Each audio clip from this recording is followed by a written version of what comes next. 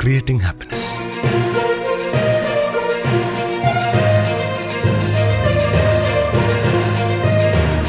ಹೆಣ್ಮಕಜಿ ಗ್ರಾಮ ಪಂಚಾಯತ್ ಕುಟುಂಬ ಆರೋಗ್ಯ ಕೇಂದ್ರದ ವತಿಯಿಂದ 2024-25ನೇ ವಾರ್ಷಿಕ ಯೋಜನೆಯಂತೆ ಕ್ಷಯ ರೋಗಿಗಳಿಗಿರುವ ಪೋಷಕ ಆಹಾರ ಕಿಟ್ ಹಾಗೂ ಡಯಾಲಿಸಿಸ್ ಕಿಟ್ ವಿತರಣೆಯ ಪಂಚಾಯತ್ ಮಟ್ಟದ ಉದ್ಘಾಟನೆ ಆರೋಗ್ಯ ಕೇಂದ್ರದ ಸಭಾಂಗಣದಲ್ಲಿ ಜರುಗಿತು.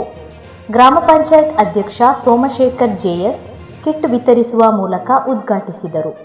ಬಳಿಕ ಮಾತನಾಡುತ್ತಾ ಸಾಮಾಜಿಕ ಸ್ವಾಸ್ಥ್ಯಕ್ಕಾಗಿ ಪಂಚಾಯತ್ ವಿವಿಧ ಯೋಜನೆಗಳನ್ನು ಕೈಗೊಂಡಿದ್ದು, ಇದರಂತೆ ಕ್ಷಯ ರೋಗಿಗಳಿಗೆ 2.5 ಲಕ್ಷ ಹಾಗೂ ಡಯಾಲಿಸಿಸ್ಗೆ 2 ಲಕ್ಷ ರೂಪಾಯಿ ವ್ಯಯಿಸಿ ಕಿಟ್ ವಿತರಿಸುವ ಮೂಲಕ ಬೃಹತ್ ಯೋಜನೆಗಳನ್ನು ಕೈಗೆತ್ತಿಕೊಳ್ಳಲಾಗಿದೆ.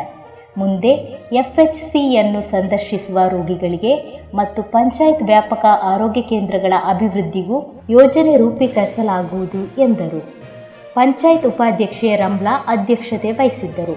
ಪಂಚಾಯತ್ ಅಭಿವೃದ್ಧಿ ಸ್ಥಾಯಿ ಸಮಿತಿ ಅಧ್ಯಕ್ಷ BS ಗಾಂಭೀರ್, ಪಂಚಾಯತ್ ಸದಸ್ಯೆ ರೂಪವಾಣಿ ಆರ್ಭಟ್, ಉಷಾ ಕುಮಾರಿ, ಕೇಂದ್ರದ ವೈದ್ಯಾಧಿಕಾರಿ doctor Greeshma, health inspector Vasanth Kumar ಸಭೆಯಲ್ಲಿ ಉಪಸ್ಥಿತರಿದ್ದರು. PHN ಶಾಂತ ವಂದಿಸಿದರು.